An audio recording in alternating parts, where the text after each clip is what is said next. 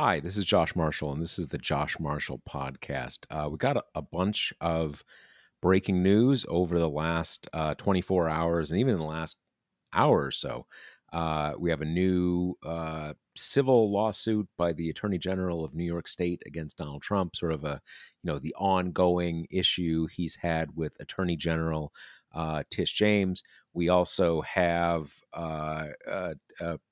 former President Trump's sort of unfortunate interaction with the special master out here in Brooklyn, up here. I guess he's in what's called the Eastern District of New York. Basically, there's Southern District, which is a big part of the state is divided between these districts, but they're sort of located down in Lower Manhattan and then in Brooklyn. In any case, a lot of stuff to talk about there. We also have this ongoing drama with Governor Ron DeSantis, with his, you know, kind of, migrant hostage safaris, I guess you'd put it, whatever these things are that these guys are doing, and the moral dimensions of this and the political dimensions of this are pretty straightforward. It's the standard Trumpian hurting weak people to get other people excited and mobilize them for political effect. What I have been very interested in, because again, those things are important, particularly the plight of the people. But we understand their plight. Their plight is happening. Their plight is not hidden from us. As I've been noting on the site,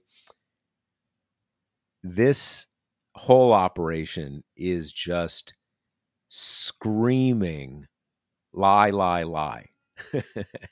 This is not how governments do things. Governments often do things that are terrible, cruel, barbaric, whatever.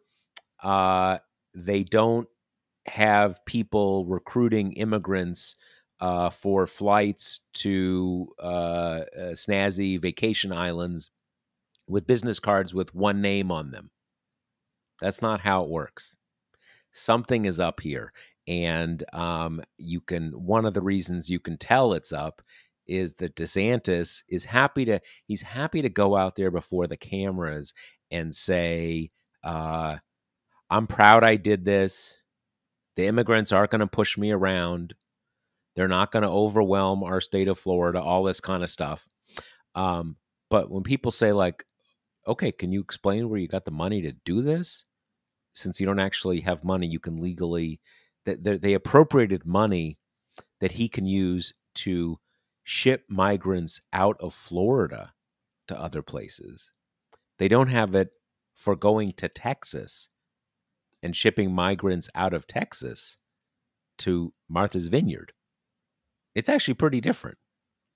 Texas, for maybe for those of us in New York, or if you're in California, you kind of say like, well, they're both on the Gulf Coast, same general part of the country. They're not close. San Antonio is like 12 or 1400 miles from Miami, right? This is not like next door. And none of this has been explained. And I think there's start of some, kind of some beginning of momentum as he keeps coming up with new explanations. I mean, why Florida? Well, I mean, I'm sorry, why Texas? Like, why would you do that? He had a new statement. He's at some press event and he got asked about it again yesterday. And what he said, well, there's not really a mass movement of migrants into Florida. It's just, a couple people in a car driving into the state. So where do you find them? We can't be like mass shipping migrants out of Florida. There aren't enough of them. They're not, they're hard to scrounge up. Well, that kind of tells you something. He said, but we have our intelligence operatives in Texas, And they make clear that 30 to 40% of all the migrants coming over the border want to come to Florida. So we need to address it at the source. We need to block them in Texas before they can even get to Florida, because 30-40%, that's huge numbers. Mind you, not yet apparently, since they're only coming into the state in dribs and drabs, but it's about to be an avalanche apparently, even though there aren't enough there to make it easy to just find some to ship to Martha's Vineyard. So you've got to go to Texas, and they say they're profiling immigrants there to see who is sort of like, Florida curious or Florida adjacent, who might decide to come to Florida, get them and send them to Massachusetts. This makes no sense. This is a completely preposterous thing, and I think it's preposterous because it's an ex post facto explanation. He's having to explain, like, okay, like, yeah, we know Governor Abbott does this. He finds people in his state, rents buses, and sends them to D.C. That may be terrible, but it's easy to understand. But this makes no sense. So we're going to talk about that. We're going to start off talking about some of the most immediate news. Before we do that, remember the Josh Marshall podcast is brought to you by Grady's Cold Brew Iced Coffee. You can get 25% off your order if you put the promo code TPM when you go to their website, Grady'sColdBrew.com. So remember, 25% off with the offer code TPM. Okay, so Kate Riga, we're going to start off talking about the Trump legal team got a bit of a surprise, I guess, yesterday when they had their first encounter with the special master. They were like begging and pleading for weeks. So what happened? Yeah, a total surprise only if you kind of live in the world of like Trump-ish delusion, which is, so they picked this guy, Raymond Dearie. Both sides, as in Trump and the DOJ, proposed two options for special master.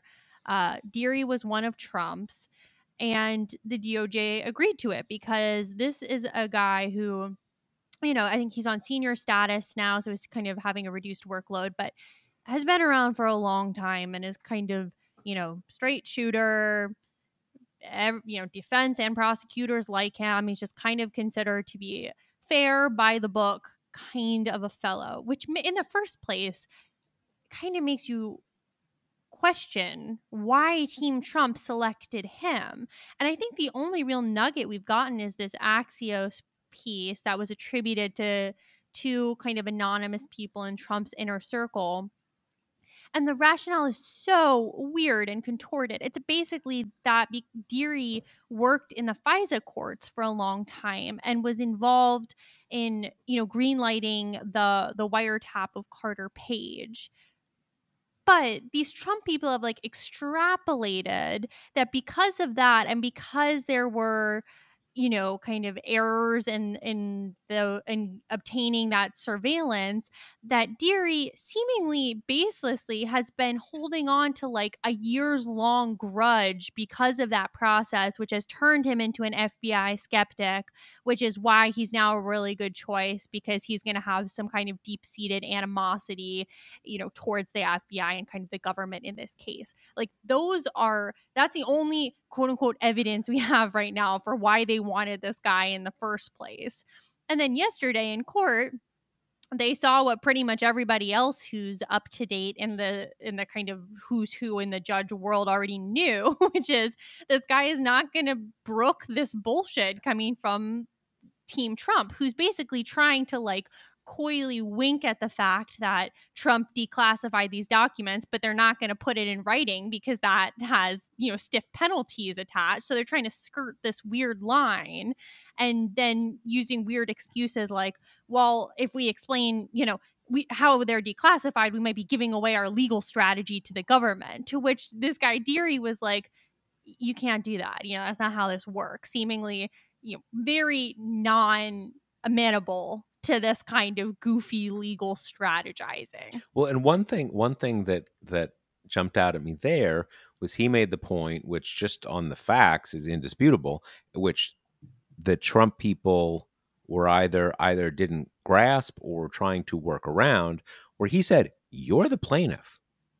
Like, yes, you could be indicted later, in which case you're the defendant, and at that point you might have you have nothing to prove. You're presumed innocent. But here you're the plaintiff, so you actually do have to prove these things." And so the kind of like, hey, we don't have to tell you our plan. That just makes, I mean, he may be impatient with them regardless, but that particular point, that just makes no sense because, again, they're suing, they're the plaintiff, they're trying to get something.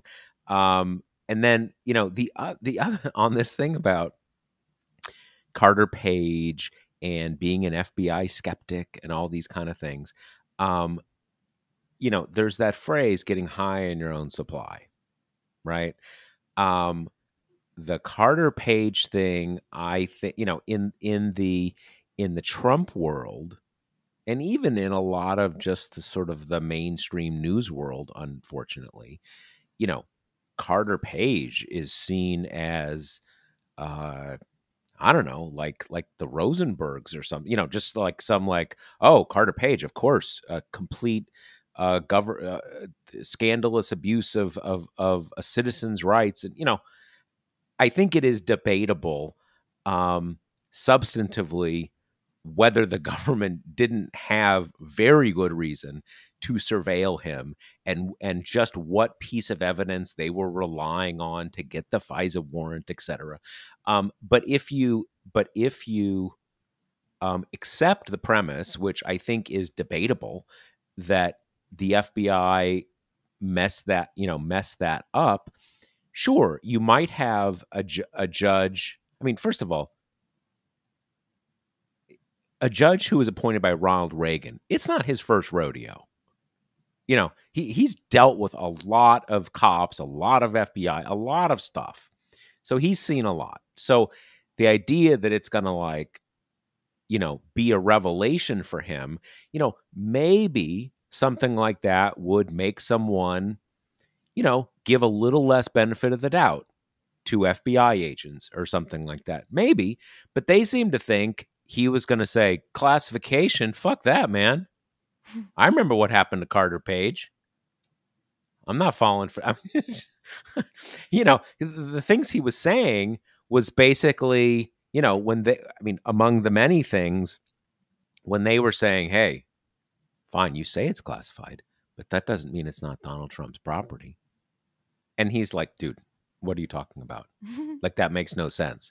So that's a really funny point, that if this was their thinking in picking Dearie, it is so like main character syndrome, in the way that the assumption that like the only important things in his legal kind of history that have completely formulated his thinking is the one case that touched on the MAGA universe, right? That was kind of the controlling case determining how he's going to think about things from here on out. Whereas you mentioned, this guy has been playing the game for decades. So it is kind of funny in general to think that this one case, which, and in terms of kind of, like you say, in terms of wrongness, debatable and kind of consigned to a very kind of small universe of people who even know what this is about, would just completely alter his thinking and make him think that the government has lost all credibility for the rest of time.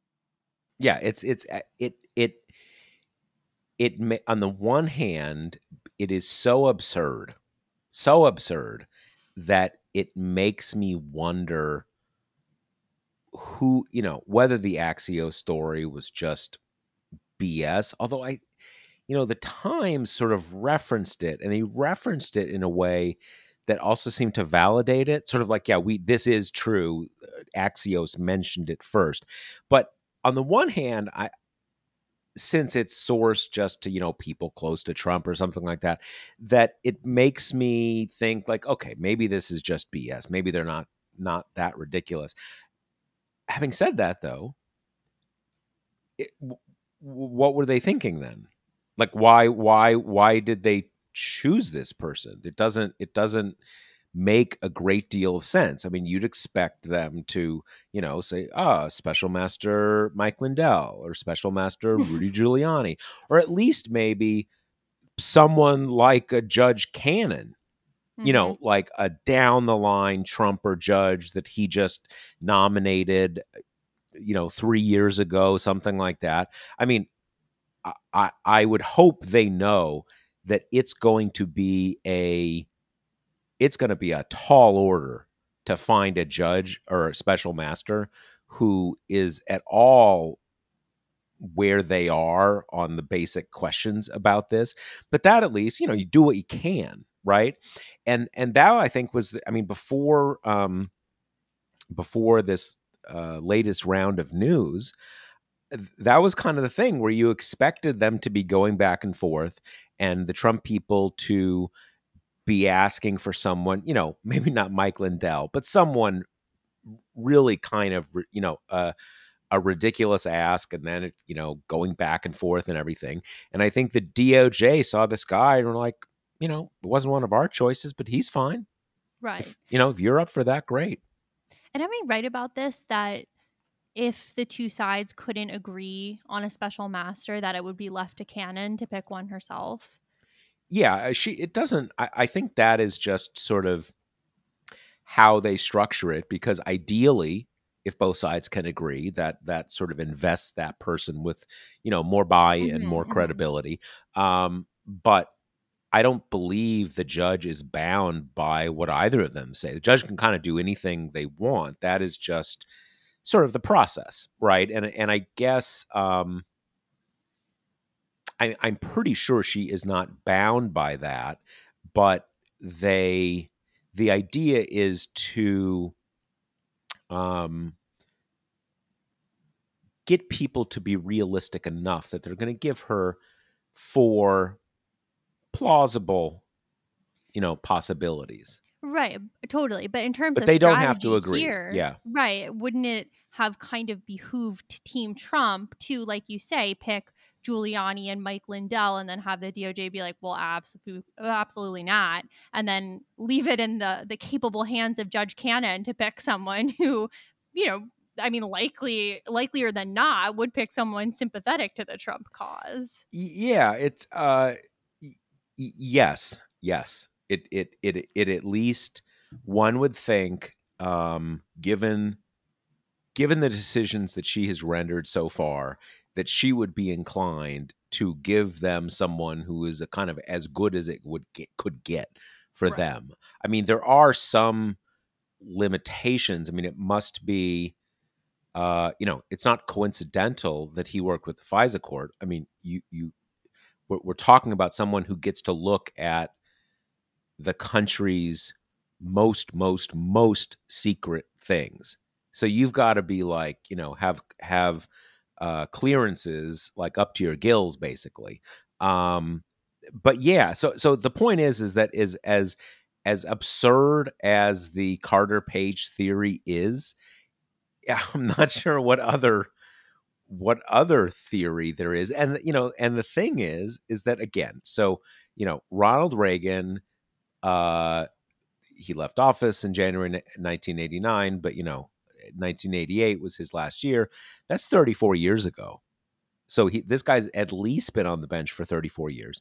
And that, to the extent that he has a partisan coloration, a lot of people from that long ago, you can't assume that guy's like down with Trump, whereas you probably can with Trump appointees. And the other thing too is that there are federal trial judges or appellate court judges or whatever who are pretty well known, right? Or for these kind of things, you can be retired. He's on senior status, but I think you can be, it doesn't have to be a federal judge, a current federal judge. Um, it's kind of out of the blue. Some dude over in Brooklyn, Mm-hmm. you know. So by process of elimination, I'm kind of inclined to think it's true. At least true, maybe they didn't think he was just going to like, roll over for them, but at least was going to have a distinctly Trumpian Mm-hmm. perspective. Who knows? Right. Yeah, and we're going to take a question from Carl here because it just ties in neatly with what we're talking about. He asks, Trump and his lawyers are not playing well with Judge Dearie. How long before they're back in front of Judge Cannon looking for a double special master? Can Cannon find a new low? You know,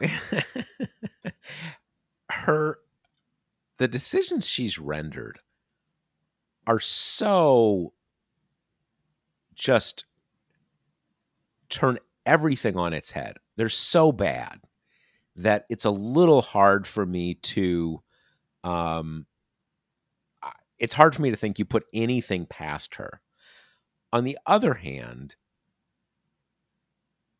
there's a certain level past which I think a federal judge who wants to stay in the judiciary and have some respect from their colleagues, a kind of a little far. They're not, they're going to be, they're going to hesitate to go. I mean, right now, um, sort of everybody agrees Dearie is, eminently qualified, all the good stuff. He didn't put up with much of Trump's things, but he was just very by the book. And it's hard for me to imagine that. I mean, the whole point of a special master is it's not the judge. It's not the judge. It's not someone who is biased in favor of either side. And so if you see their first public comments, you're like, oh, nice try, special master. You're out of here. I mean, that kind of defeats the purpose. I think he's pretty untouchable. Now, remember, the way this works, the special master advises the judge. I don't think the special master binds the judge. It's the special master that kind of makes, I think this, I think that, and then the judge goes along with it. So it's conceivable that the special master could stay in place, but she might not go along with his recommendations exactly. But I would say this, and I think I'm going to publish this email a little later. A longtime TPM reader who's a lawyer who wrote in and basically said, yes, federal judiciary right now is crap, it's corrupt, blah blah blah blah. But if you look back to the big lie, December 2020, January 2021, of all the branches, the judiciary comes out by far the best, right? They shut down every lawsuit, basically. I mean, that was the one area of sanity, even though there were a lot of Trump judges already on. And I mean, needless to say, the presidency didn't show itself terribly well. I guess that's an understatement. And Congress didn't really either. So, I guess let's give the judiciary some level of credit.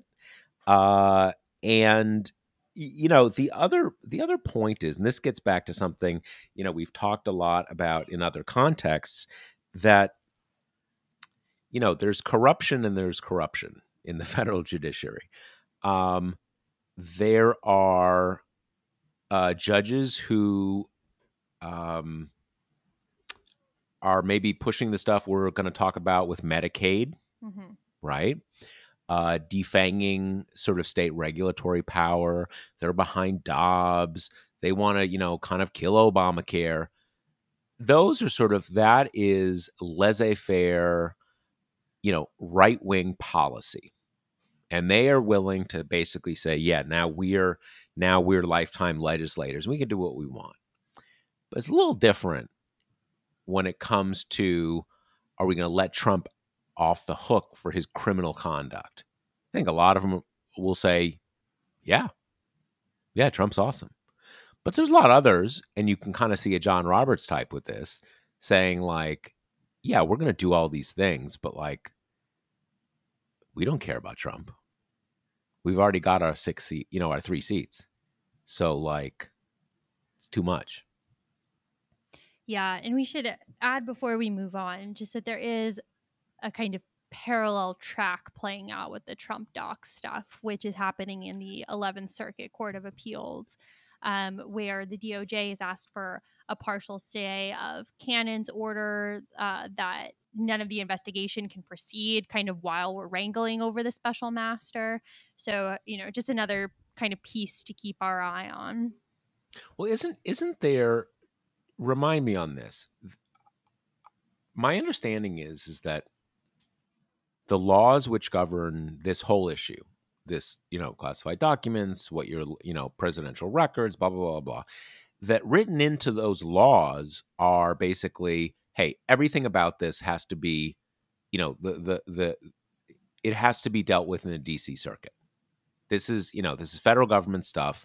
So the court of jurisdiction is the DC.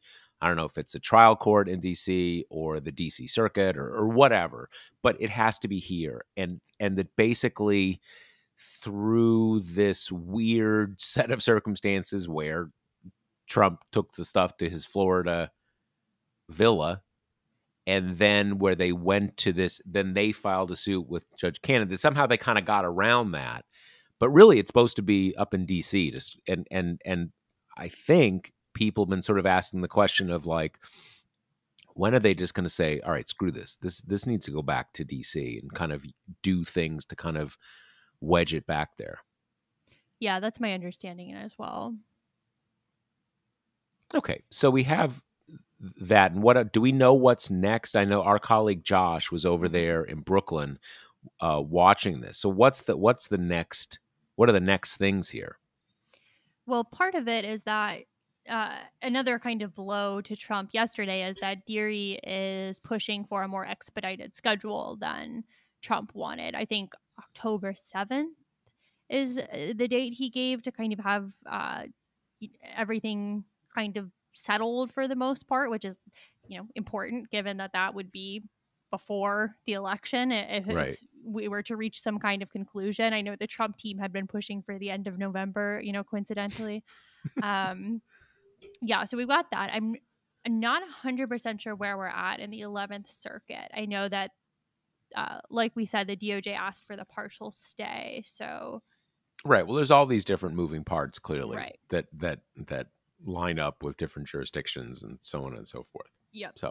So a lot to keep our eye on there. Now let's move to a different court, being the Supreme, where I have a feature story out on the website today, which is a sequel to the one I wrote.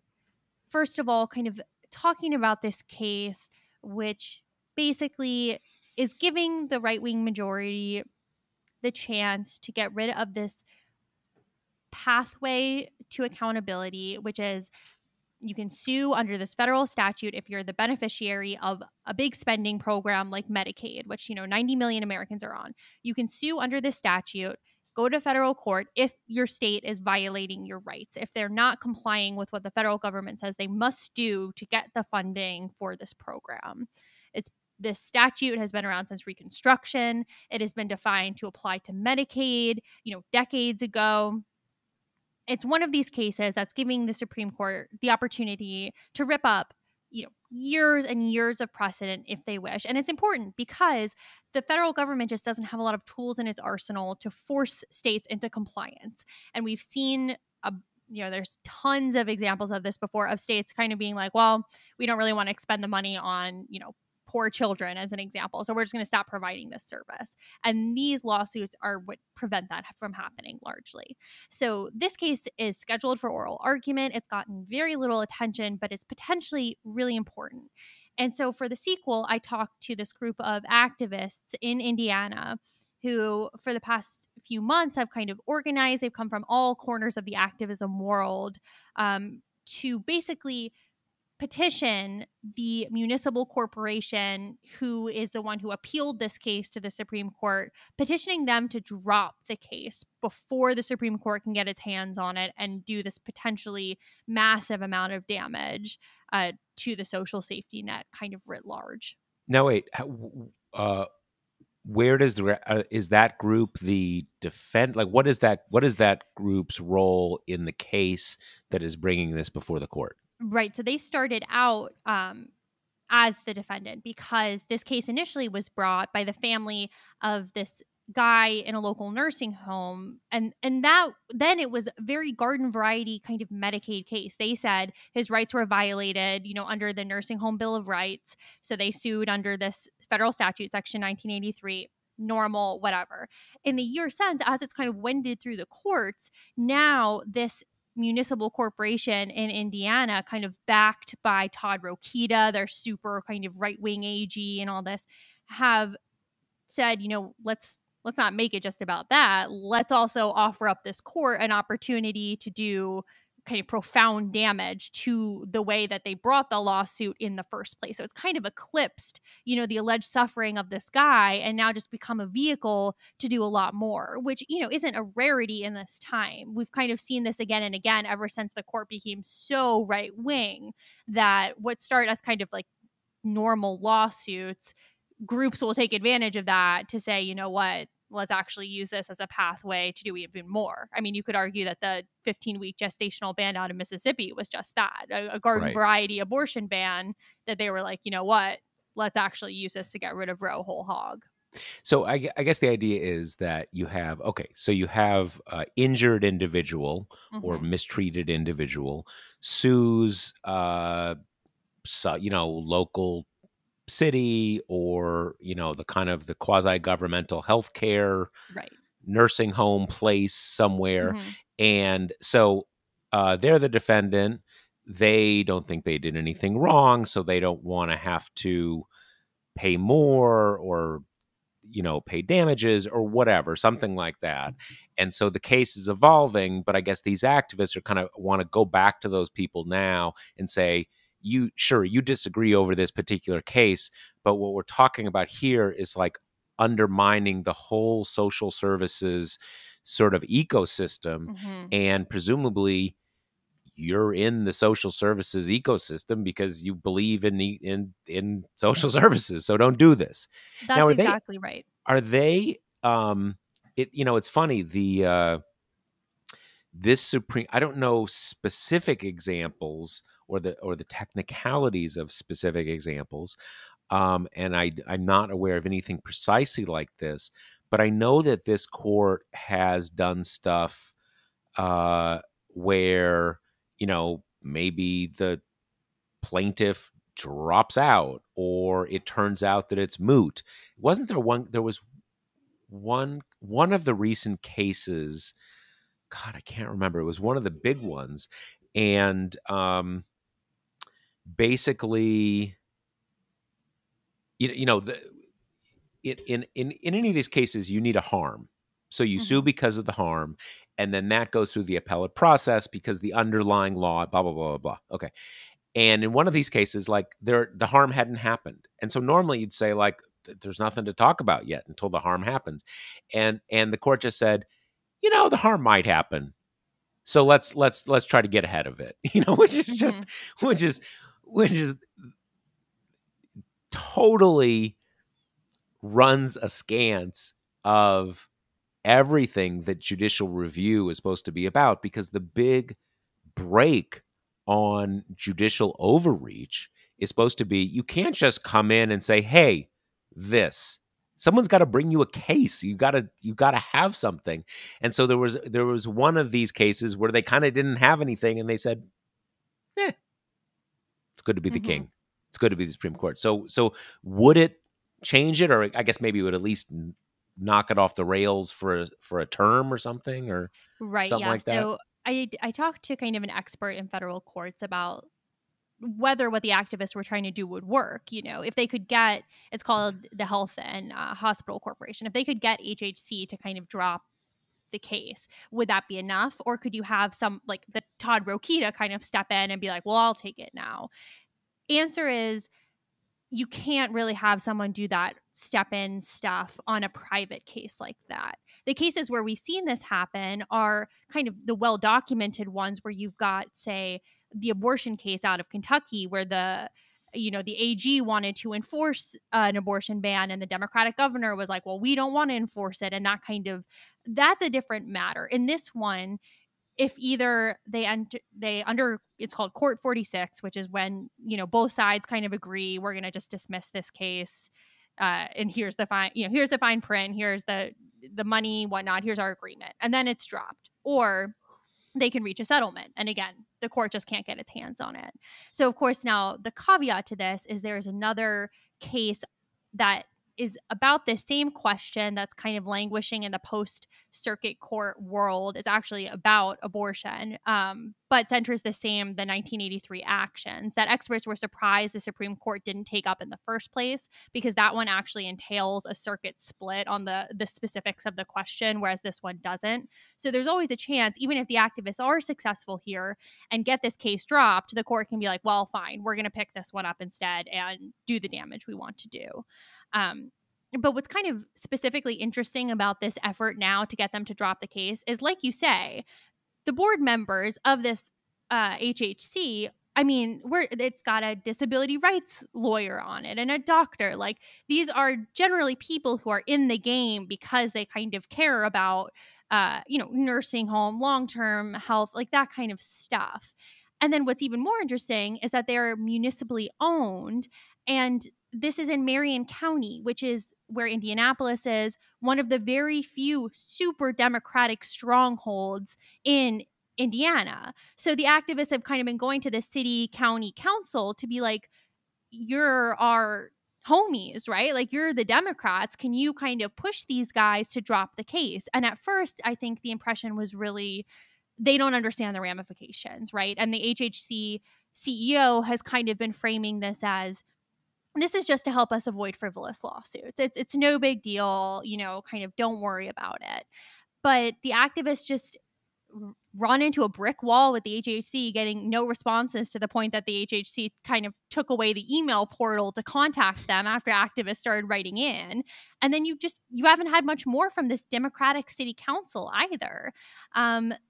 So you've got these kind of odd political bedfellows now, where you've got the city council, which, hates Todd Rokita and that kind of side of the spectrum, not doing really anything to stop him. And then the backstory to all of this is that the Indy Star did this like huge investigative report a few years back about the nursing home network in Indiana and how it's taking in more Medicaid money than any other state in the country.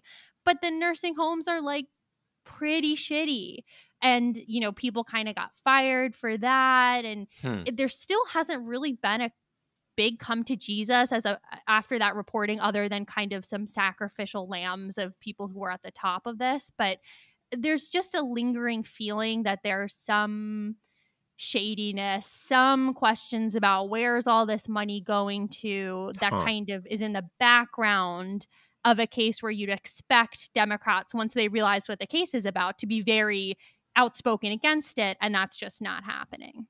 And so, this sort of administrative law and semi-independent agencies work different in different jurisdictions. Mm-hmm. But is the idea that the city council, like, if it wanted to, could just direct the CEO of this organization, or even, I guess, fire him? So, like, they could if they wanted to. Is that relatively clear?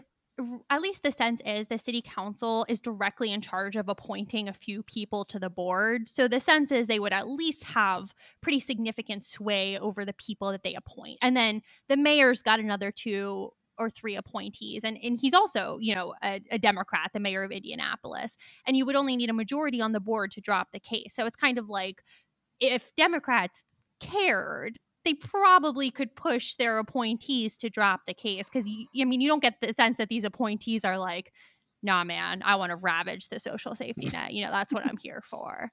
It is weird how there are probably examples of this on the Republican side, but it does seem to be a recurrent thing that that you run into things like this, where um, where you have people who are broadly all Democrats, have, similar set of political beliefs, political values, but some of them are just not looped in Hmm. on what's happening. I think there was, and there's obviously a strong gender component with the politics of abortion, but in our efforts, in my efforts to get people to do this pledge, you have, like, with these senators, they're like, oh, what, huh? And it's not Right. even that they're I don't think it's that they don't care about abortion rights. I think they do. And they'll say, hey, show me the abortion rights bill, I'm going to vote for it, I'm there, it's important, I'm going to raise money on it, but just kind of not connecting the dots. Yeah. I mean, one of the biggest questions I have, kind of the old nursing home shadiness stuff notwithstanding, is just it's hard to parse what here is ignorance and what is malice and what is just a sense of like, nah, I'm not going to get involved in this one. I'm going to sit it out kind of thing. Um, and it's also true that, kind of akin to what you're saying with national Democrats and the abortion stuff, even when you're kind of pushing a politician to do something that's in line with their ideology, a lot of times to be successful, you need some kind of public pressure or public eyeballs. Politicians are, performative creatures. And so a lot of them will not do something unless they feel there is a cost for not doing it. Yep. And Yep. in that sense, the activists have just had the world's worst luck timing wise, because cert on this case was granted by the Supreme Court the same day Politico published the Dobbs draft leak opinion. So that kind of news hook was completely buried. And then in the summer months, when the activists were getting kind of organized and trying to gin up some enthusiasm, Indiana convenes a special session of its General Assembly to become the first state to pass a post Dobbs abortion ban. So, in terms of kind of trying to get eyeballs, everyone's frustration with the Supreme Court is so focused on abortion. And then Indiana in particular is kind of trying to make itself the banner case when it comes to abortion. And so when you have a case like this that everyone, activists, experts alike, agree, the details of the case are doing them no favors because it's complicated and it's a weird legal question and it's hard to explain to people. So they're already kind of trying to fight that and then fight through the noise of this historic Supreme Court term that kind of exploded at the same time they're trying to get people to pay attention to their case. That is also just kind of a confounding factor here. Yeah, I mean, it's very important, but it is a bit hard to explain Mm-hmm.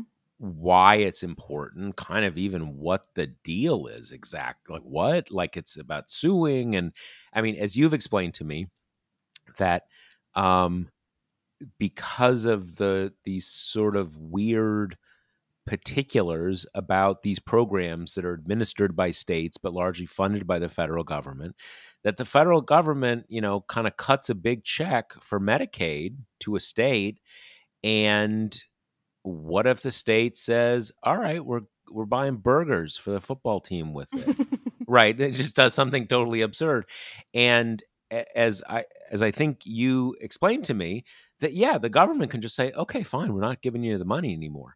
But if the money is going to Medicaid or homelessness or all these kind of things, obviously that is a threat that's hard to follow through on Right. for the federal government, because who's going to suffer? Mm-hmm. All the Medicaid recipients. And so, paradoxically, the state kind of has the federal government over a barrel. And this is, I mean, it's not a great system, to put it Totally. to put it mildly, but this is the only avenue that basically keeps states following the law and what they're supposed to use the money for. And once you see that and you say, should we let, Governor Abbott in Texas just decide what Medicaid covers? Maybe 50% of Medicaid goes to, busing migrants to Somerville, or Hyannisport, right? I mean, it can get pretty weird. So, yeah, it's a big deal, but it's hard to. It certainly doesn't have the emotive force of the Mhm. choice issue, to put it mildly. Exactly. Yeah, that's well said. And then on top of it, the group of people we're talking about are generally, you know, poor people, disabled people, pregnant people, elderly people, groups who in general the public doesn't get too riled up about when their rights are violated. So it really is just kind of this like unholy combination of factors that make it impossible to get people to pay attention. Um, which is why in some ways it was kind of a moving story to write, because I was talking to these people who come from like, one guy does consumer advocacy and utilities. This is not at all his bread and butter, but no one's paying attention. And these are people who've kind of been swayed that it's really important. So basically, they're just making this their second job to try to Right, convince these people to drop it before it gets to the court. And, untold damage can be done. right. And when does so this one? This wouldn't be till next term, right? Next year when you get a decision on this, like it'll be Oh, yeah. heard sometime this fall Mhm. into the beginning of On the year. election day, actually. More Oh, good timing for interesting. them, November 8th. Interesting, Yep. interesting. So yeah, so this is something sort of, the summer is basically when the decisions come out, more or less. So this Mhm. would be something would happen then. Right. Okay, Yep. well, we'll keep our eyes out. Yep. Um, okay, and then to kind of round off our show, we're going to talk about what you previewed in the intro, Josh, which is Ron DeSantis and his decision to kind of fling human beings across the country as a political stunt. Yeah, well, I think most of us have probably seen that Governor Abbott and Governor Abbott of Texas and Governor Ducey in Arizona have been doing something sort of like this for a while. I don't know, weeks, a few months, or something like that, where they will pack migrants, and in most cases, or many cases, these are people who've come to the border, made an asylum claim. There's just a kind of a basic threshold.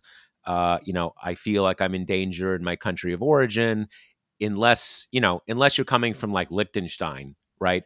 That is not too hard a bar to pass if there's a lot of violence, a lot of poverty, political oppression in your country. So then they are what's called paroled into the United States, and they have a court date to sort of have their claim litigated. But it can be years before before you get that date. So until then, they don't have green cards. They're not they don't have visas, but they're legally in the country. That's just how that works. And so these governors have been shipping them off, usually by bus, to Washington D.C. Take them to Kamala Harris's house, Mm-hmm. take them to Chicago. So basically, people say Twitter is not real life. Well, it's becoming real life, right? Because you see how trolling, the sort of the social media language of trolling, has become real life, because they're kind of like, oh, you like the immigrants so much, here's some immigrants for you. That whole, okay, so that's happening now, at least in theory. um these people are not being forced onto these buses. I mean, in a lot of cases, someone immigrates from Honduras, they have family in New York, they're offered a bus trip to New York. Great. I mean, Governor Abbott may be doing it for a bad reason, but for them, it's great. Awesome. That's where I'm trying to go. Or maybe DC or something like that. So in some cases, it is something that the people are happy to do, because that's, people don't. And this is a lot of the reporting. A lot of the reporting about the DeSantis stuff has once again made this clear. A lot of people who are kind of distant from this debate think that people just kind of come across the border and you're like, oh, this country you have, how does it work? What do I do? Usually, if someone has been walking like hundreds of miles, they know exactly where they want to go. They have family in, family in New York. They have family in Chicago, or there is an expatriate community of Guatemalans. They're from Guatemala and in this place. So that has all been happening. And out of the blue, Governor DeSantis turned, this group of a few dozen, I think about 50, mostly Venezuelan immigrants, dropped off in Martha's Vineyard. I mean, I'm sure you've seen all this kind of stuff, and everybody's talking about, oh, the politics. Is this going to be the thing that makes, that locks the 2024 nomination for DeSantis, gets him reelected in a month, blah, blah, blah, blah. There's been a lot of focus on the plight of these migrants, how they were treated, that they were lied to, so on and so forth. My focus has been something's wrong with this story. And so I want to find out, whenever I see a story like this, when something is obviously wrong, that's my interest. Something is hidden. I want to find out what it is. And you look at this operation. This is not how states do things. States have state employees. They have cards. They have processes that they follow. This looks a lot more like kind of like an Operation Veritas kind of thing, with people with pseudonyms and first names, and they disappear, and kind of phony brochures that someone has made up down at the local Kinkos and stuff like that. And then you've got this big thing with sort of like, why is he doing it in Texas? That makes no sense. And as I said in the intro, they're trying to make these kind of ex post facto explanations, like, well, you don't wait for them to get to Florida. You go to the source. It reminds me of sort of like the debate before the Iraq War about, preemptive wars. You don't wait till the nuclear bomb is in Chicago. We're going to go fight. We're going to fight the bad guys in Iraq. We're going to go fight the bad guys in Wisconsin. So going to Texas, having your Florida intelligence operatives in Texas, what? Like, that makes no sense. So something is up here, and I suspect that I think you find yourself in this situation. We are the governor of Florida, trying to, sending people to the immigration shelters and trying to kind of like, roust up a few people to send to Martha's Vineyard. I think you get into that situation where someone's already doing it. And maybe they need money. And you're the governor of Florida, so you have money because your state legislature voted $12 million of funds to ship people out of Florida to other places. I don't know it's that.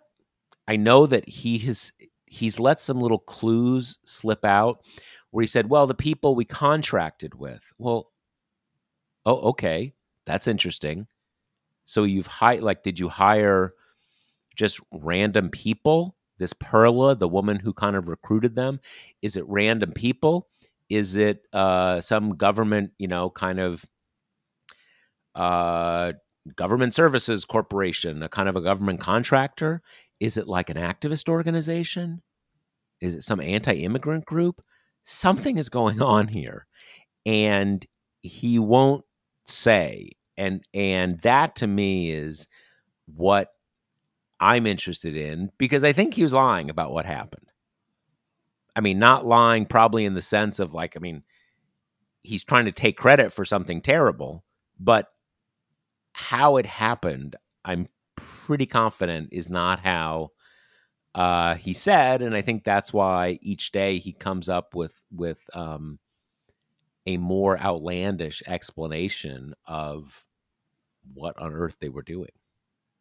Yeah. And I mean, in terms of now, potential litigation that could maybe expose some of this, we've got, two different things going on. You've got a class action lawsuit from the migrants themselves. And then you've got what it comes out an investigation from a sheriff's office in San Yeah, Antonio or something like that? yes, it's that sheriff has opened a criminal investigation into. I think what they're looking at is, the general idea: did you lie to people to kind of get them on a plane? And um, you know, uh, generally speaking, if you tackle someone and tie them up and put them on a plane and fly them somewhere, we know that's kidnapping, right? Mhm. Okay. If you lie to them and induce them to do something they would not have done unless you lied to them, that can also be kidnapping. There's some technical differences in the language and stuff like. So I think that's basically um, what he's investigating. But it's a real investigation, and just by the way that we've seen this is shaken out, I'm pretty sure they're going to find stuff that they can charge people with, because again, it's like this just is not how state employees or state actions work. It's just not. Yeah. I mean, it really is. It's just so blatant, right? That how kind of desperate Republicans are to change the conversation from abortion, that they're just like, well, let's just, kidnap some migrants and fling them somewhere else and get our headlines and be heroes on the right wing. Yeah, yeah, and um it seems to be working pretty well for Governor Abbott. He's been doing it for a while, and I'm Mm-hmm. sure, I have no doubt that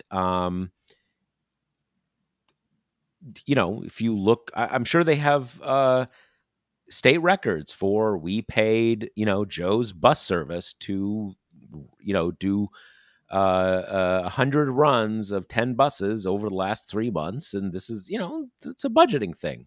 You hire someone to you hire a bunch of buses, um, but nothing like that is here, and it does. I get the sense that all of this is about, both of these guys are up for reelection. They're both in a pretty good position to win. I think Abbott is in a very good position to win. I think DeSantis is in a pretty good position to win.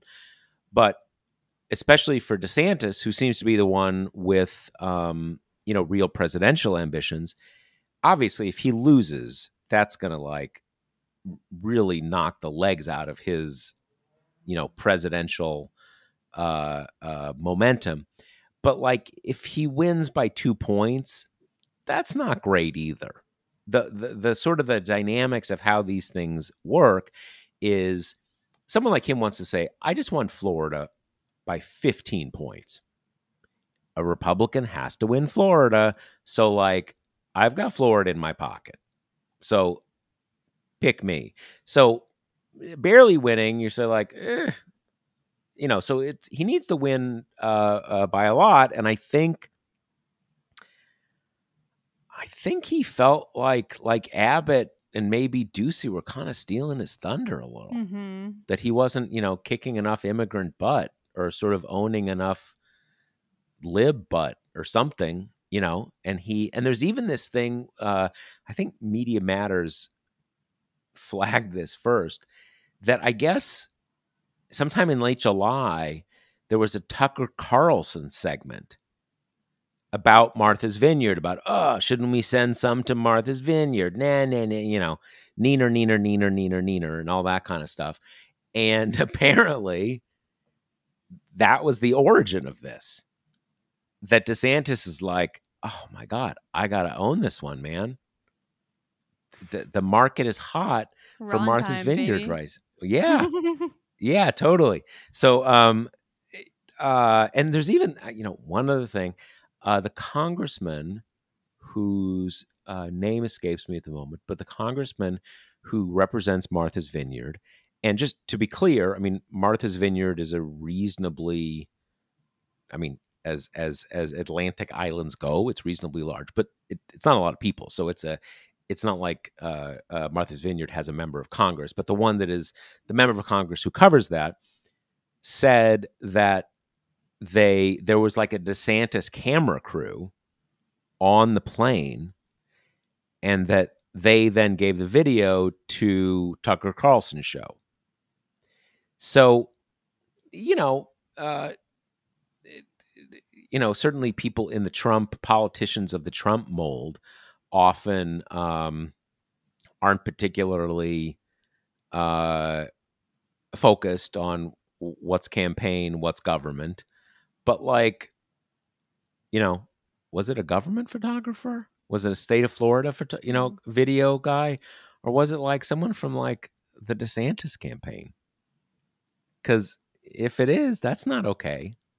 And if it was, there's just a lot of stuff. I think my sense is he ran to take credit for this without maybe fully realizing quite how much attention it would get, or maybe completely thinking through, okay, we got to explain, we're going to get Tucker and Mark Levin totally high-fiving us, but then we're going to have to explain to other people where the money came from and like why was it in Florida and all this kind of stuff. And I don't think they completely thought that through, and they're just kind of hoping now that everybody will, kind of move on and they won't have to talk about it. Right. Well, we will keep our eye on that situation as well. Yeah, well, there seems like there's some rising a little more attention to it over the last few days, and that there seems to be as you said, there's these civil rights lawyers, I think up in Massachusetts, who have taken on a lot of these migrant victims, and with the class action lawsuit, LULAC, which is, I think, the country's biggest Latino civil rights organization.